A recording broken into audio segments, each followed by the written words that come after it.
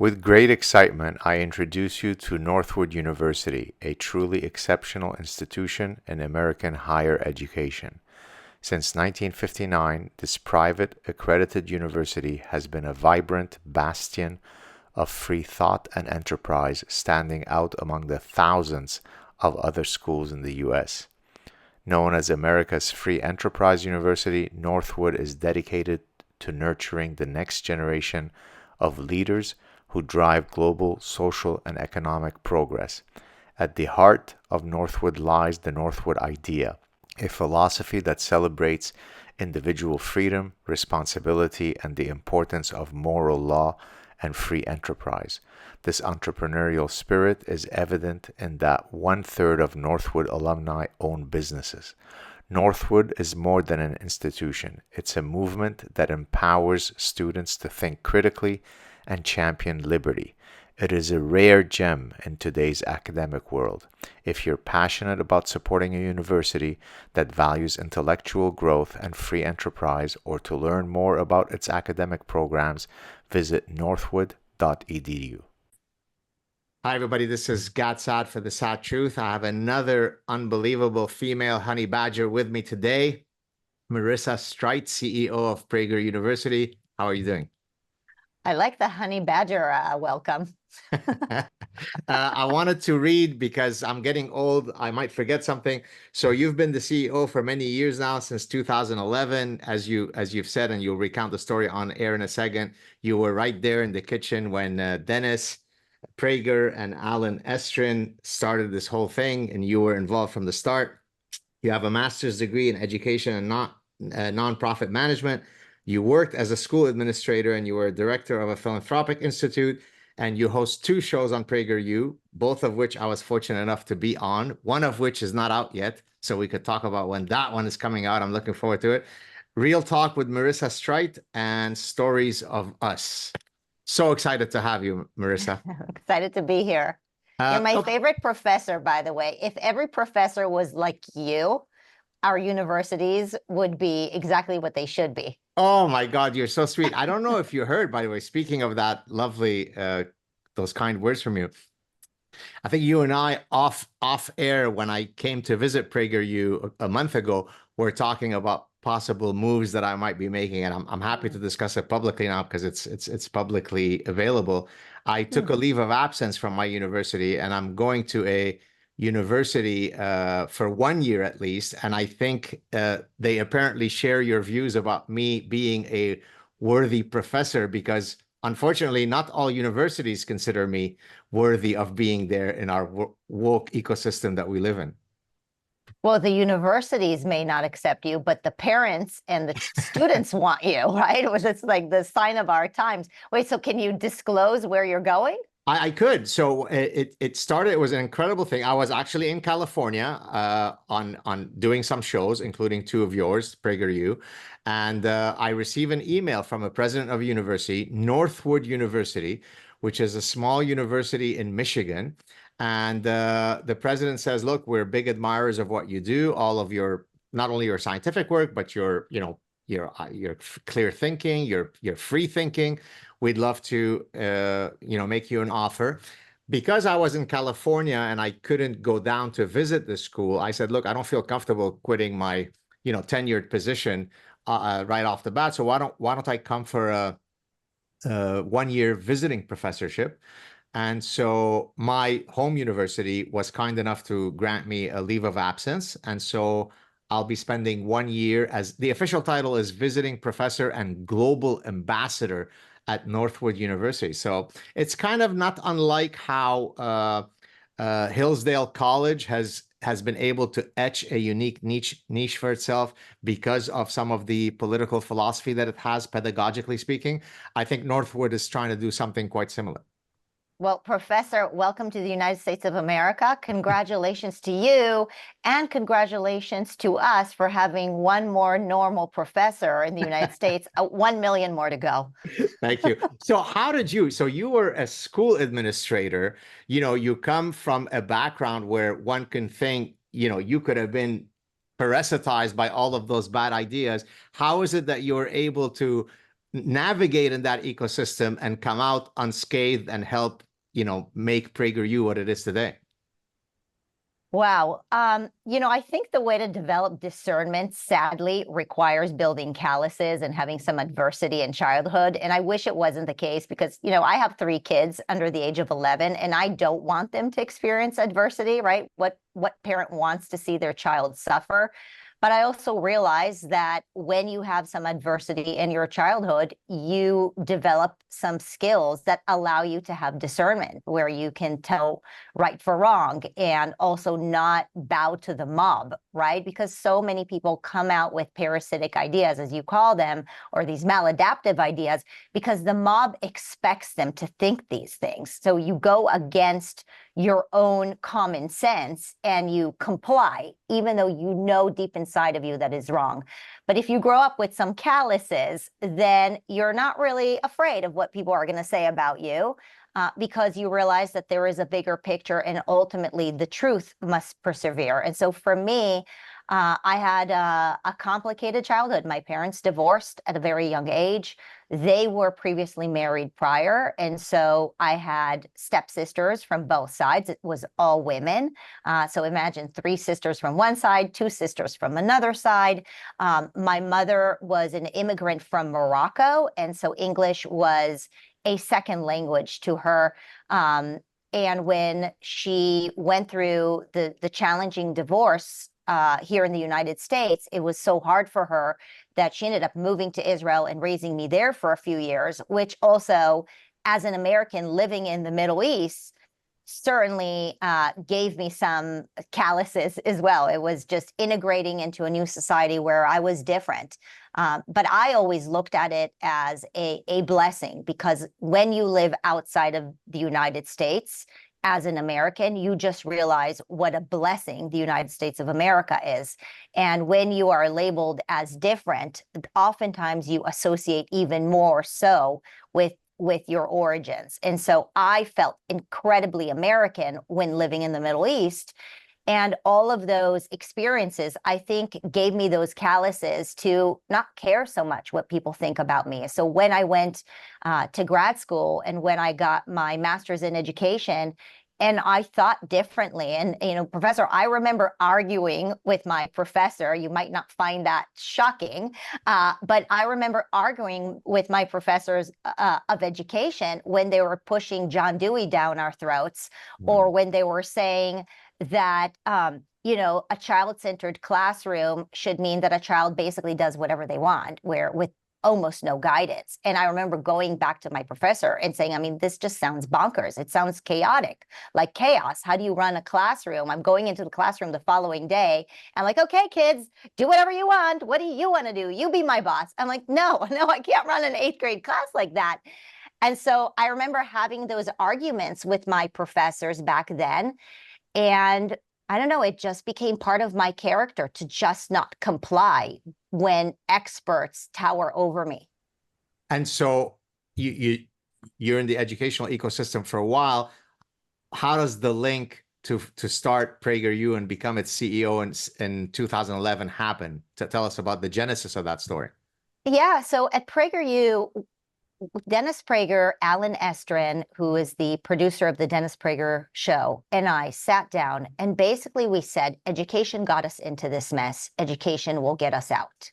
There is so much indoctrination that is effectively Marxist in the United States of America that if we don't educate the public about what is true and what is false, we will lose America.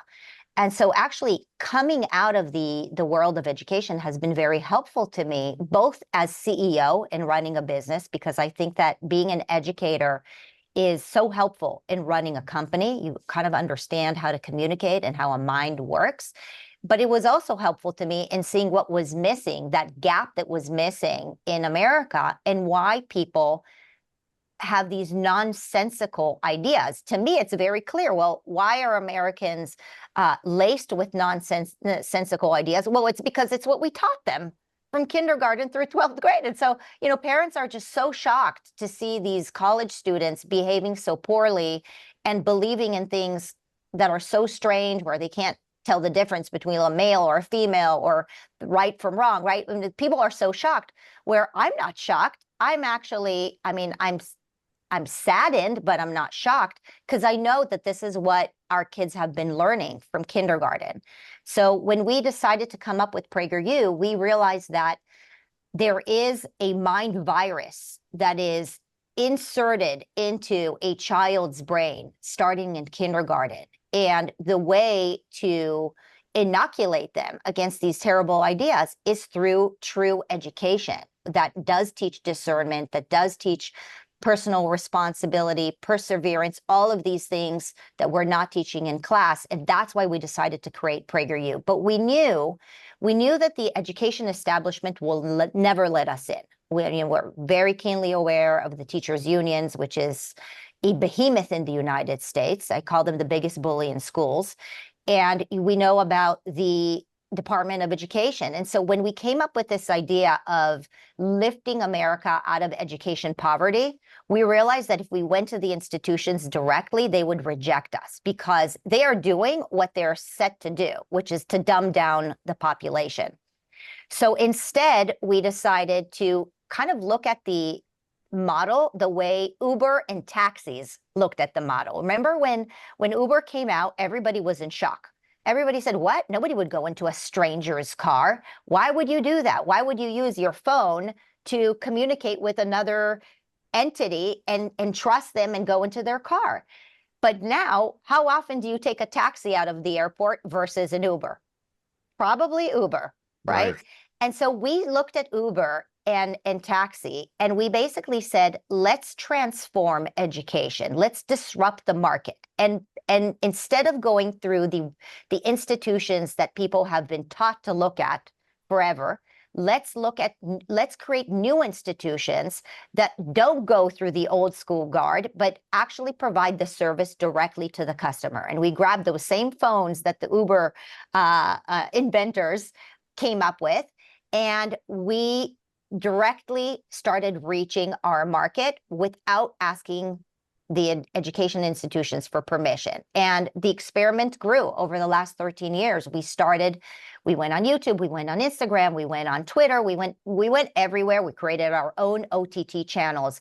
And, fast forward 13 years later, we eclipsed 2 billion annual views. Wow.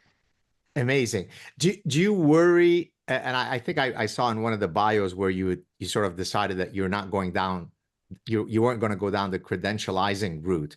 Do you think, I mean, yeah, knowledge is knowledge, irrespective of whether you get an imprimatur or not. So in that sense, you're obviously, catering very successfully to the minds that you're trying to inoculate against these bad ideas. But do you think that there is some obstacle for people to consume the material, because at the end of my consuming all that knowledge, I'm not getting that paper that otherwise I need as an imprimatur when I go out into the marketplace? God, my hope is that PragerU doesn't just educate the public about history and political science and how to find happiness. My hope is that we educate the public that these institutions should not tower over us. And the reason I have no interest in getting credentialed by these institutions is because if we pursue these credentials, then we're still giving them that power. I have learned more from you, Professor, than any of my degrees, and I have not received a piece of paper while learning from you. And so what is more significant? A piece of paper, which, by the way, comes from an institution that is likely not even teaching for jobs that exist anymore in the United States, right? Like, who even needs that anymore? And so us not getting credentialed is a bigger message, which is, we don't need these pieces of paper that are useless and are expensive. I mean, you know how many families I know go practically bankrupt to send their kids to a 4-year institution with a degree in absolute nonsense? Amazing. We don't need that. And so that is, our message is not only that we can teach what isn't taught. Our message is that these credentials are bogus. Right. Unless you're getting a medical degree, maybe, but even they have been parasitized. Really under that. They have been parasitized. That's a good word. So you and I offline, I think prior to Real Talk, I think it was just before then, we were chatting about, it speaks to the conversation about, you're not educating people for actually the types of jobs that are necessary. And you had told me offline, I hope you don't mind me saying it, and you could decide whether you want to, expand on it here or not. You were talking about how when you're choosing MBAs to come work at PragerU, you actually look for certain skills that are not necessarily those that you would typically associate with getting an MBA. And I thought that was a very valuable conversation. Can you tell us a bit about that? Yeah, I mean, I hope that you don't have too many MBA listeners that are now going to get upset with me. But if they haven't figured out that I'm a troublemaker, at the very least, get people to think differently. Yeah, I have an issue with MBAers because, look, every person is different, right? You can go and get an MBA and still be an incredible employee, right? An incredible thinker. But in general, my issue with MBA schools is that they don't follow what I call the Leonardo da Vinci model. Right. And so to me, this concept of the jack of all trades, master of none is ridiculous, because my best employees are ones that are able to wear multiple hats. And the reason they're my best employees is because they sit on the edge of their expertise right next to an edge of another expertise. And therefore, they can innovate and they can synthesize and they can troubleshoot. And many MBAs train students to go work for corporate America, where you're a cog in the system and you're not necessarily an innovator, and you're not tuned into the most recent research and the most recent technologies that are available. You're really passing through these books and org charts and boxes and how to basically scale a giant company. And maybe some giant companies need that. But if you're a smaller company and you have that innovator spirit, I have felt that in general, these MBAers are not trained to do that. They're really also trained to comply. They're trained to comply with ideas that have been made available to them by other people. And I would love to see MBA schools that push people not to comply, but to innovate. Yes. And to break the rules, right? Breaking the rules is how we make progress. So that is my criticism of MBA schools, is putting people in boxes and org charts. Yeah, as we had discussed offline during that conversation, I wholeheartedly supported your Leonardo da Vinci reference, as you know, but maybe some of our viewers may not. When I play the game of which 10 people would you want to invite, historical people would you want to invite to your dinner party, the number one person on my list is Leonardo da Vinci, for exactly the reasons that you mentioned, right? He's a great anatomist and a painter and a sculptor and a scientist and a futurist, right? I mean, he's doing designs of helicopters and machine guns 500 years before anyone had come up with that idea. And so being that true polymath is so important. Now, more than just in MBA schools, academics are trained to precisely be hyper specialists. Now, to some extent, that makes sense in that there are some fields that are so profoundly specialized that you really do have to go stay in your lane kind of silo in order to be able to advance the core knowledge in that field. But the truly breakthrough ideas always happen at the intersection of disciplines. And so when my own doctoral students ask me, so what should I do? Should I be a hyper specialist or should I be a generalist? I tell them that regrettably, universities reward the hyper specialists, but life is too short. And if you want to make truly big breakthroughs, then you have to operate, as you said, in synthetic world. You synthesize things, right? Consilience. So I couldn't agree with you more. Do you think that this is something that will be able to convince universities to teach that kind of broad thinking? Or are we so stuck in our stay in your lane mindset that this is precisely why we have PragerU, because we can't break the existing models? Right. So how do we embrace resumes that are all over the place, right? Which is what an MBA school will tell you not to do. I actually think that AI is going to force us to do that, because with machine learning, the hyper specialized types of jobs will be conquered through machines. And this ability to have instinct and develop a more macro view of any sort of job is going to become more and more a need in the market, because that is the great differentiator, I hope, between AI and humans, where we can add in some of the EQ factor, the emotional factors, the synthesis of real life experience, as well as, I guess, expertise. And so I think those who are able to do that are going to be going to have an edge over AI. And I think the market's going to force us to do it. Now, will the university be able to, will the universities be able to keep up with that and teach students how to do that? That I don't know, because these systems are such behemoths.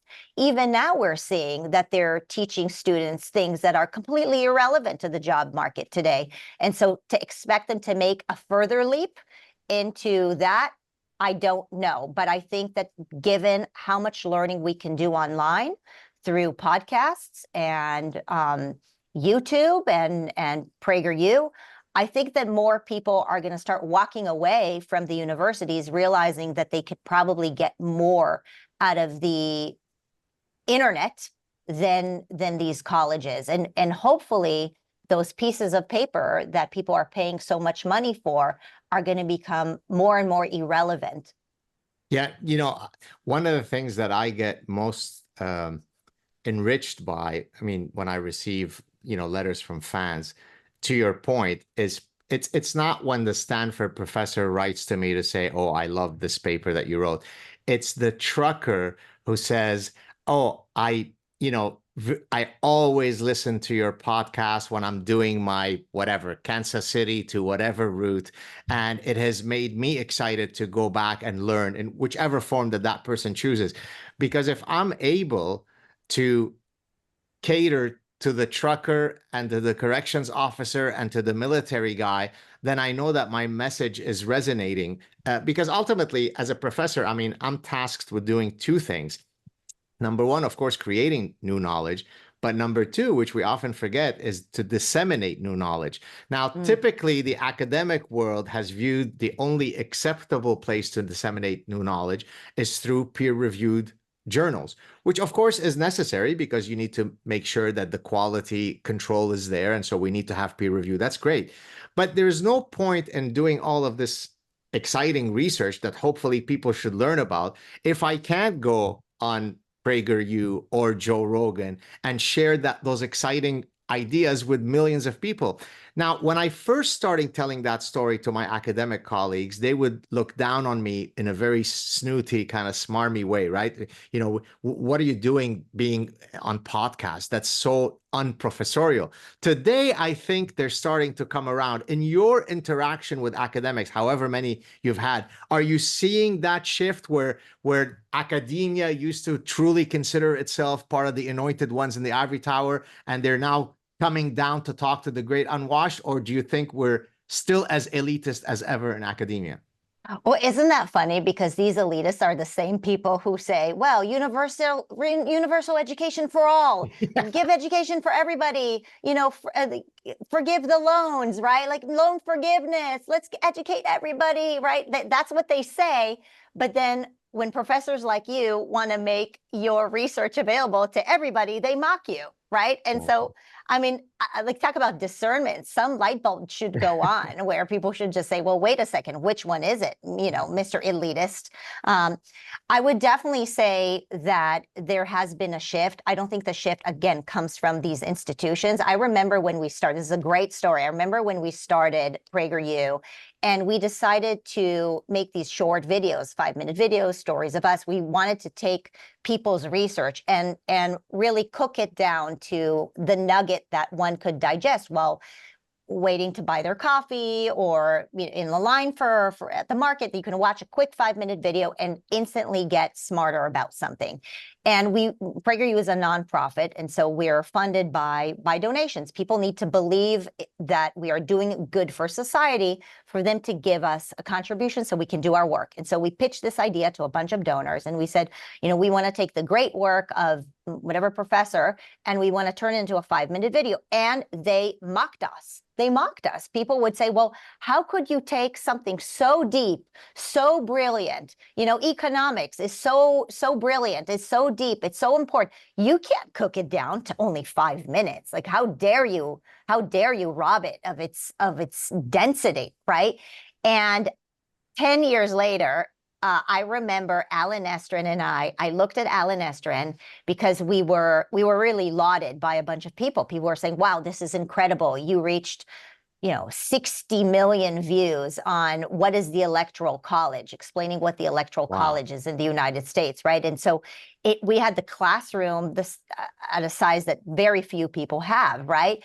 And so everybody got excited about it. I looked at Alan Estrin and I said, this is our what is it? Do you remember the movie Pretty Woman, where she walks back into a store on Rodeo Drive with a bunch of bags after she was mocked? You should have spoken to me. You should have paid attention to me. She's like, big mistake. Exactly. Huge. You shouldn't have looked down on me because I've got the money. Exactly. Yes. Don't you look down at me, right? And so that is the point that we make at PragerU. Don't you look down at Americans. Don't you look down. People are busy, they're hardworking, but they want to get the knowledge. And just because they're not willing to pay thousands of dollars for, again, a useless piece of paper, it doesn't mean that they don't want to get educated. And why should they not have access to professors like you, given that we have the internet? And why should the educational elitists prevent you from reaching millions of people? Don't we want the public to be more educated? Yeah, beautiful. So, I mean, one of the things that I talk about in the last book on happiness, where I talk about, pathways to happiness, choose the right spouse, choose the right profession. And in the section on choosing the right profession, I talk about, any job that allows you to instantiate your creativity impulse is one that's going to inherently make you happy, whether I'm a chef or an architect or a stand-up comic or a professor or a PragerU content creator. I'm creating something that didn't exist until I came along and instantiated my creativity impulse. And so in your case, as the CEO of this big content creating machine, I mean, it probably is not very difficult for you to wake up every morning with a great sense of existential glee because you are immersed all day long in, okay, what's the next big story we're going to tell, right? I mean, so one of my, there's this concept of a working genius. Pat Lencioni wrote a book about people's, I guess, traits and what they enjoy to do. And so I'm an innovator. I love innovating. I mean, I love breaking rules and I love innovating. And so when you talk about every morning waking up and feeling like there's something more that we could do here at PragerU, that certainly happens. Obviously, I have to restrain myself and remember that we have budgets and we have team members and we have to stay focused. But really, Professor, that's how PragerU Kids started. For the first 10 years, we made content to undo the damage of what's happening in the university. And we are mostly focused on higher level content dissemination. And 2 years ago, almost 3 years ago, when the lockdowns happened, where parents kept writing in saying we are watching what our kids are learning in schools or what they're not learning in schools, how do we make sure that they get those intellectual nuggets, those mind vitamins to prevent them from having a parasitic mind? We then innovated and created PragerU Kids. And so, we try to have kind of a balance between what more needs to be done, what can we afford to do, and what is needed of us. So sometimes I have to restrain myself as well, right? And so we do need the people around us to remind us what's within our capacity. Well, I could tell you this, and I'm not, believe me, I'm not just giving you a cheap compliment because you're the CEO of PragerU. So in the few occasions that I've been lucky enough to be invited by you guys to do several shows, I've done a couple of the 5-minute ones, and then, as I said, I've done a couple of your shows recently and so on. I can really feel that every single person who's there is really happy to be there, right? Now, it could be that they're just faking it because you're around and you're the big boss, but I didn't get that sense. I got the sense that everybody felt that there's this kind of common mission. Everybody's smiley, everybody's on board, everybody, not to imply that everybody should be ideologically in an echo chamber, but you got the sense that we know what we're doing. We're fortunate to be here. And whether you're the camera person or the booker or the CEO, you're happy to be there. Am I reading this right? So I'll share something. I don't think I've ever shared this publicly, but I'll share it with you. So one of the things that I tell new staff members when they join PragerU, and this is probably the most important thing I believe I ever say to them, usually I meet with them within the first 2 months of joining. We have about 150 employees. So usually it's a group of 10, 15 new staff members. And the first thing I say is, welcome to PragerU. I'm so glad that you're here. And, I'm sure that you're here for many different reasons. You probably share our values. You've joined our mission, but there is diversity of thought here. I mean, there are people who have different religions. There are people who are atheists. There are people who come from different places around the world. This really is e pluribus unum, from many one. And I do say to them, I don't care about your last name. I don't care about your genitalia. I don't care about the color of your skin. What I care about is that you work hard and think critically. That's how you advance at PragerU. That's the first thing I say. And then I say to them, let me warn you, this is our prenup. There will be a moment at PragerU where you're going to feel like you're in the pit of despair.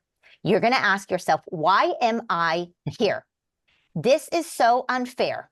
My boss is unfair to me. My colleague is unfair to me. I am being treated unfairly. Unfair, unfair, unfair, unfair. Because honestly, the parasitic mind, this idea that you can become a victim, nobody is inoculated against that. Not if you're on the left and not if you're on the right. True. We are all susceptible to that kind of thought. And so it will happen to employees who come to PragerU that they will feel like they're very unhappy and they're mistreated or they're pushed too hard. And so I remind this during the honeymoon phase. I remind them that. I say, right now, you're so excited to be here, but I guarantee you that you're going to hit the pit of despair because we're going to push you really hard and it's going to hurt and you're going to suffer. And so let me say this. Take your mind when you're in that moment, go back to this conversation that we're having right now. And I want to tell you that if you are not pushed and if you don't feel like you reach pit of despair in your career at one point or another, it means that nobody pushed you. Right. It means that you didn't push you. It means that nobody believed that you could do more than what you think that you could do. And so when you're in that moment, pull yourself out of it, shake it off, and nobody emerges from hell empty-handed. Just get stronger. Get out of that victim mindset and get stronger and land on your feet, because once you do that, you will look back and you will realize that it's the best career gift you've ever been given. And so when you say, Professor, that people walk around all happy here at PragerU, they don't. They have moments. They have moments, especially if they're direct reports to me. They will have moments where they're like, what the hell does she want me to do? Right. But they do look back and they realize that if somebody pushes them, it means that somebody believes in them. And that if somebody believes in them, they will be able to do even more. And so maybe it's the prenup that I sign with our staff, the stuff that they don't learn in an MBA school. Well, I'll tell you a great story that builds on what you just said about sort of making your employees face these important stressors. I actually tell that story in the happiness book. So when I was passing what we call at Cornell the A exam is just before you go all but dissertation. So you have to do two things in the A exam. You have to defend your doctoral dissertation proposal. So this is what I plan to do my PhD on. This is the importance of this problem. This is how it will contribute to knowledge, blah, blah, blah. And then there's what's called the open general comprehensive exam. So all of the doctoral committee members, so let's say I've got a psychology committee member, a statistics committee member, they could ask me a question on anything about anything. So, I mean, in the grand scheme of exams, it can't get by definition worse than that. But I had always had a beautiful relationship with my doctoral committee members. I was a top student at Cornell, so I had nothing to worry about. So I walk in the day of the exam to present my doctoral dissertation. And as I finished my presentation, the first person to ask a question is my doctoral supervisor, who is a very well-known cognitive psychologist. And so he asks a question, and then I answer it. And so he kind of takes a deep breath and says it with very, very strong authority, I'm going to ask the question one more time, hoping that maybe this time you'll understand it. Now, I'd never seen him speak like this to me. So so that set the tone for how they would grill me during that meeting. Then at the end of the exam, they asked me to step outside while they deliberate. And now that deliberation, it's either you're kicked out of the program or you go on to finally complete your PhD. And so as I'm walking out, I asked the doctoral supervisor, his name is Jay Russo. He recently retired at Cornell. I said to him, where should I stand? He goes, well, stand far enough from the door so that you can't hear what we're saying. Again, very, very nasty. So I leave and I'm like, my head is spinning, right? I'm a super cool guy. I know my stuff. What just happened there? Why were they so nasty, right? So then they come out. I walk back in, completely different demeanor. They're very, very friendly, very smiley. So I turn to my supervisor and he goes, congratulations, whatever. So I look at him and I think I might have even said, what the fuck, Jay? He goes, oh, just some good old fashioned Ivy League butt kicking to see if we can make a man out of you. So that whole thing was, look, you're going to have to go out on campus visits for professorships, at Harvard and University of Rochester and all the top. And they're not going to all be fuzzy, warm stuff. They're going to be testing every single syllable that you say. If we're just going to hug you and say how pretty you are, I'm paraphrasing what he said. Right. So it's exactly your story, which is, and today I tell that story with great gratitude for them having beaten the shit out of me. Because what you go through right now. Exactly. So maybe I don't think I would have wilted into a dainty flower, but it certainly helped that I had the good old fashioned, not everybody receives a participation trophy. All right, moving on. One of the things that, when I was an MBA student, I remember studying is leadership. And I remember I had a professor who actually moved from McGill University, where I did my MBA, to a university in Southern California. And I think he's still there. His name is Jay Conger. And he was the big leadership expert in MBA, in business school. And he argued that leadership can be learned. And even as an MBA student, I was a bit suspicious of that. It struck me as though much of who you are as a leader is something innate. My feeling is Marissa is who Marissa is when she puts on her leadership hat, because it's an inextricable mix of her personhood, not because she took seminar ABC. So what are your thoughts on that? Is leadership nurture or nature? I know it's a bit of both, but where would you put the balance more? Yeah, I think that when you say, could leadership be learned? Leadership is learned every single day. It's the school of life. I think when you're a CEO or a parent, which is a CEO of your house, you realize how much you learn, because when you're dealing with humans and humanity, you just learn so much. So I think that it's, as you said, it's a combination. A portion of it is I always had that kind of natural instinct to be a bit of a troublemaker and to think a little differently. And I think that when you are able to think a little differently, you're able to lead, because people will follow you if you're not running with the herd, but you're running a little against the herd. And if you're running against the herd in the correct way, then more people will follow you. And so I always had a little bit of that in me. But I would say that I am constantly learning, constantly. I'm, following people like you. I'm reading books. I'm reading the audience that is following us. I'm reading the staff that works with me. And so I am constantly learning. And I think that the leader I am today is not the same leader I was 10 years ago, right? And so if everything was innate and I was just born with all these skill sets, then I would have been the same type of leader 10 years ago. But everything is another step. And sometimes I'll go through something really hard right now and not realize, again, this pit of despair, why am I going through this? And then 3-4 years later, I'll go through something way harder. But because I went through something prior, I learned how to handle that next phase of my leadership. So I think it's a combination. It certainly humbles you, that's for sure. I think that, when you start and you're younger and you're leading people, you think that you're going to read books and know what to do.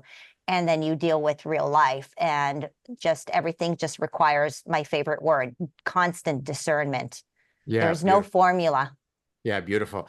Okay, so I want to do a bit of current events, and then I might ask you one or two, more personal questions at the end. I mean, nothing too intrusive. Don't worry about No worries. it. But let's talk about some of the current events. I can't remember if when I came to PragerU last month, whether Kamala had been coronated as Empress of the World or not. But in any case, I can't remember the exact temporal sequencing. What are your thoughts? Are you feeling a bit less optimistic about Trump's chances? Give us the breakdown.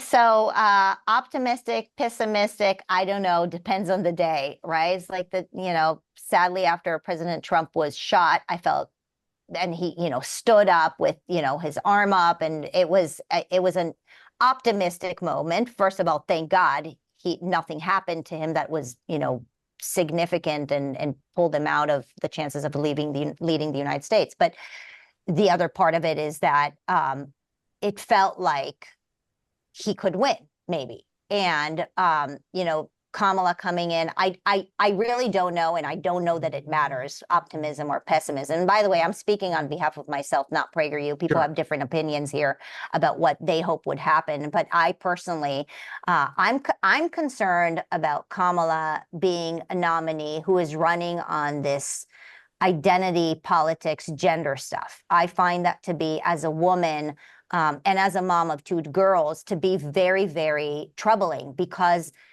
we should not vote for anybody because of their genitalia. We should vote for people based on their capacity and their merit, because at the end of the day, when the leader of the United States of America is negotiating with other countries around the world or making decisions for our own country, it has nothing to do with their gender and everything to do with their capacity and capability. And so it worries me, especially as CEO of a company. I don't want to be looked at as if I received my position because of my gender or genitalia. I want to be looked at with respect based on the hard work and critical thinking that I put into the company. And I want to teach my daughters that it's the same case, that if they work hard and think critically and have a little bit of luck in life and just do the right thing, they will ascend and be able to do great things. I don't want them marching and saying, vote for me because I'm a woman, select me because I'm a woman, make a space for me on a board because I'm a woman. I think that's demeaning, and it's the exact opposite of equality. And so, personally, I find it really troubling to see that women are voting for women just because they're women. Imagine men only voted for men just because they're men. Right. I'm like, can you imagine somebody said that? I'm only going to vote for a man because he's a man. But why are women allowed to say, I'm only going to vote for a woman because she's a woman? I just think it's absolutely ridiculous. I mean, not just the identity politics stuff that you just mentioned, which is contrary to the foundational ethos of individual dignity and so on, but even her, the price control stuff. I did a clip where I broke that down, not to pull rank as a business school professor, but I mean, it's kind of, if you've taken economics 101 or taken macroeconomics at the MBA, you know what the downstream effects of price controls are, right? So pretty much anything that she espouses, to the extent that she ever enunciates a coherent sentence, is contrary to the most foundational values that define what the United States is. And yet I speak to people where I challenge them. Why are you voting for her? And to your point, Marissa, it's always the positive vibe stuff. How exciting is it that it's a first woman? How exciting is it that she's a person of color? By the way, I think I'm a lot darker now than she's ever been, if only because I was in my natural glow in Southern California. But to your point, I don't want to be judged based on how nice my skin tone is. So is there, I mean, I'm the guy who wrote The Parasitic Mind, and yet I feel great despair at not being able to break through this unbelievable obstacle that the electorate is exhibiting, whereby it's all based on the affective system, feelings, rather than the cognitive system, right? I've never had anyone tell me, here are the 7 cognitive reasons why I think Kamala Harris is going to be a great president. It's always positive vibe, joy, excitement, first woman, first black, and so on. Do you have any inoculation against people invoking their affective system rather than cognitive system? I don't know how to fix it, but I know why the problem has occurred. And Okay. that is, this is what we teach our kids in schools. We teach them multiculturalism. We teach them emotion, SEL, social emotional learning. We don't teach them critical thinking. We don't teach them that merit matters. We don't teach them that hard work actually yields results. We don't teach them that the harder they work, the luckier they get. We teach them all of the opposite of that. And so how is it a surprise to us, Professor, that when they grow up, all they care about is the emotional, mushy, feel good, multiculturalism elements of a prospective leader, right? That's what we taught them matters. And so look, how do we go back on what we teach them? That's your question, right? Yeah. Like, we taught them all these things, and we signal to them that these things really matter because we've gone bankrupt on paying for these schools to teach them these things, right? It was like put every single dollar that we had into a bank account to pay for them to go to these institutions that we have idolized, right? The universities in the United States of America, especially the Jewish community, by the way, ironically, Yeah. they idolize these universities. And so is it a great surprise to us that now these kids are growing up and they're looking at people like Kamala Harris only through the lens of multiculturalism and victim bingo? This is what we taught them. That's what matters, right? So how do you undo this? I don't know that you can undo it in 4 years or 4 months. I think it's going to take a while to, first of all, go after the institutions that have paralyzed our children's brains. And can we win? I think it is very possible that people inside of them do have discernment, because at the end of the day, humans need to survive. We can't constantly make maladaptive decisions, right? Ultimately, I would argue, and I would ask you the same question, would a survival instinct start kicking in soon when we realize that we're constantly making maladaptive decisions? Because it is maladaptive to choose a leader for us that is based on the color of their skin or their gender. Really, what should be adaptive is to choose a leader for us who would be good. But would that happen too late? That I don't know. How long does it take to undo the brainwashing? Yeah, so I agree that the parasitic indoctrination makes it easy to channel you into an emotion-based process. But I think that even if, so this is going to be a pessimistic statement that I'm going to make, even if there weren't a single parasitic idea pathogen that is being taught in the universities, I think you still face the problem of most people triggering their affective system more than the cognitive system. And let me explain why. So, when you're navigating through the world, you have computational complexity, right? It takes a lot for me to process all of the information that's coming at me. Now, my emotions serve as a fastly deployable strategy, right? Because my emotions don't require, most people regrettably are cognitive misers, which is a fancy way of saying they're intellectually lazy, right? So it takes a lot of effort for me to sit down and create a multi-attribute model of all of the attributes that define Kamala Harris versus Donald Trump, weigh them, give weights to each one. That takes a lot of effort, right? It's much quicker for me to just deploy my affective system that allows me to quickly converge to a decision and move on with my day. So there is a very well-known academic psychologist by the name of Gerd Gigerenzer. He recently retired. He was a professor of psychology of decision making at Max Planck Institute in Germany. So he coined the term fast and frugal heuristics, right? A heuristic is a shortcut. A fast and frugal heuristic is one that is frugal in that it doesn't take much cognitive effort, and it's fast, it is quickly deployed. So I argue that our emotional system is a fast and frugal mechanism, right? I just need to see her saying some bullshit platitudes while smiling. I feel good. I'm voting for her. Donald Trump is cantankerous. He looks nasty. He looks like he's brash. Therefore, he's an asshole. That's good enough for me. Let's move on. So I think, regrettably, it's a default design of the architecture of the human mind to fall prey to emotions. And politicians know that. That's why when it comes to election season, they're all holding babies. Why are they holding babies? Because that image is a very, very quick way to tap into my emotions. What do you think of that? Well, and also add some educational and early childhood development stuff into this. And so number one is kids are conditioned, and not just kids, grown-ups included, are conditioned to just read the headlines, especially with social media, right? That's all they do. They just read the headlines. They don't want to do the work, which is basically what you're saying. But I'll add an education component to this. Do you know that 69% of 8th graders in the United States of America cannot pass a basic literacy test? Wow. Now, let me explain what 8th grade literacy test means. It does not mean that they cannot form a word. So they're able to have phonemic awareness, right? They can actually read the words. 8th grade tests for actual understanding and comprehension. And that is what's missing in the United States. Almost 70% of 8th graders do not understand what they are reading. And so you're taking the next step and you're expecting them to have discernment and the ability to critically think about what they're reading. But when I'm telling you that 70% of them do not comprehend what it is that they're reading, and so they can say the words, but it's not computing in their brain.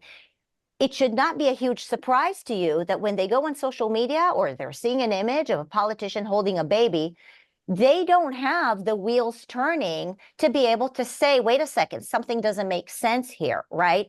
And again, I keep talking about how all of this has been laid out for many, many years. The warning signs have started in early childhood when we started dumbing down young Americans. So when they do get to a voting age, when they do get into an age where they need to have discernment and some light bulb should go on, when some parasitic mind virus is making it through the population, they're tone deaf to it. They don't get it. Amazing. Okay, personal question next. This is one that I started sort of finishing every show with, because in one of the last chapters in the happiness book, I talk about how to live a life that allows you to protect yourself from regret, because regret is such a difficult emotion. Oh, I should have, I didn't, right? So I want to set it up for you and then ask you what your biggest source of regret, and you're still a young woman, so hopefully you have a long life ahead. But so there are two sources of regret. Actually, the psychologist who developed this theory empirically is one of my former doctoral professors at Cornell. His name is Thomas Gilovich. So he argued, although he certainly wasn't the first one to have this insight, that there are two sources of regret, Marissa. There's regret due to action and regret due to inaction. So regret due to action, I regret that I cheated on my wife and now my marriage is ended. Regret due to inaction, I regret that I became a pediatrician. I only did it because my mom and dad are pediatricians and I really wanted to be an artist. Now, when you ask people over the long term, what is their biggest looming regret? Overwhelmingly, their biggest regret is one of inaction, road not taken. So having set that up for you, if I put you on the spot now and say, you've been a very successful person so far, but undoubtedly you have some regrets, what would be your most looming regret thus far in your life? So when I am listening to you, and obviously I read your book, the first image that comes to my mind is a pillar of salt. Do you know why? Because I grew up reading the Bible, the Torah. Okay. And one of the stories in the Torah is about Sodom and Gomorrah being destroyed by God. And the families who were saved, specifically Lot's wife, they were all told to not look back. And Lot's wife looked back, and she turned into a pillar of salt. And that story resonated with me for the rest of my life, because I always said, don't be Lot's wife, don't look back. If you look back, you will turn into a pillar of salt. And by the way, I used that when I was younger and I was dating, because I would date a guy and be like, oh, maybe I should go back to him. I should not go back to him. I'm like, you can take this example from childhood all the way through adulthood. And so I think that story had such a big impact on me that I just didn't look back. You know, I try to make decisions and be happy with the decisions I make.